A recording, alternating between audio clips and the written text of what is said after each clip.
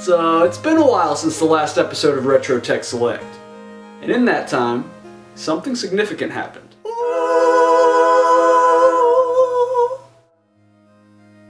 I've poured countless hours into Breath of the Wild, and found myself forgetting about this fond farewell to the Wii U as Nintendo's current home console. To celebrate the launch of the Nintendo Switch and the Wii U's official induction into retro gaming, here are my top 12 games for the Wii U. I had to make a number of tough decisions with this list, and our very first title is a prime example. First up, number 12, The Legend of Zelda Wind Waker HD. Wind Waker HD was one of two Zelda remasters to grace the Wii U, the other being Twilight Princess HD. The reason I chose Wind Waker over that game is that it does more to improve the experience of playing the game. Wind Waker HD brings the original's art style into 1080p, overhauls the lighting effects, adds support for gyroscopic aiming, and streamlines travel while sailing. Wind Waker HD is an even better version of a GameCube classic. Number 11, Pikmin 3. This is a game that I just recently picked up, as it was impossible to find new and expensive to buy used for much of the Wii U's life cycle.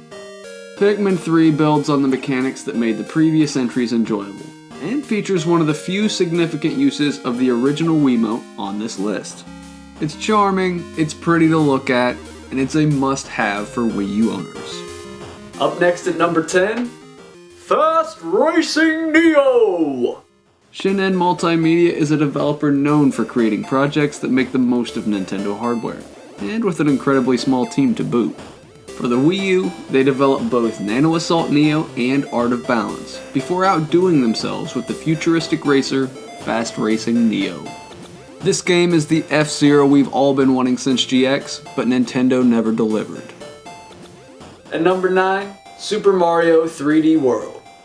Shocker, right? What's there to say? It's 3D Mario in HD. Sure, it wasn't the sequel to Galaxy we all wanted, but Super Mario 3D World does enough new things to entertain most fans until Super Mario Odyssey hits the Switch. At number 8, Splatoon! Splatoon was a totally unexpected new IP created by some of the younger teams at Nintendo. If it's anything to go by, here's hoping that Nintendo puts more on the plates of their younger talent. Combining 4v4 squad-based combat with new ideas and a fresh art style, Splatoon is a successful first foray for Nintendo into competitive online shooters. At number 7, Tokyo Mirage Sessions. Let's just start out by saying that this game is very, very Japanese, and quite odd. In theory, it's a mashup of Fire Emblem and Shin Megami Tensei. In practice, it's more of an exploration of the culture surrounding Japanese pop music. That's hardly the subject matter that would normally interest me in a game, but the Fire Emblem tie-in was enough to get me in the door. And I'm glad it did. Under the hood, Tokyo Mirage Sessions is a finely tuned RPG, featuring a deep and rewarding combat system with steady, balanced level progression. At number 6, Super Smash Bros. For Wii U. This is another one of those entries which needs no introduction nor explanation. Smash Bros. Has been a staple of Nintendo hardware since it debuted on the N64 back in 1999. Smash Bros. For the Wii U is one of several games on this list which represent the very best their franchises have to offer. This installment strikes a fine balance between the fast, competitive play of Melee and the rowdy, social play of Brawl. The only thing that's really missing here is a story mode. Number 5, Xenoblade Chronicles X. The word epic is overused in media to the point of exhaustion, but there really isn't a better word to describe Xenoblade Chronicles X. This game is epic in every way. To give that statement some context, one could fit the combined world maps of Skyrim, Fallout 4, and Witcher 3 inside of Xenoblade X's map, all at the same time, and still have room to spare. And on top of that, you hardly have to go it on foot. Xenoblade X lets you travel that massive world map with a posse of highly customizable giant mech suits. I think I'll just leave it at that.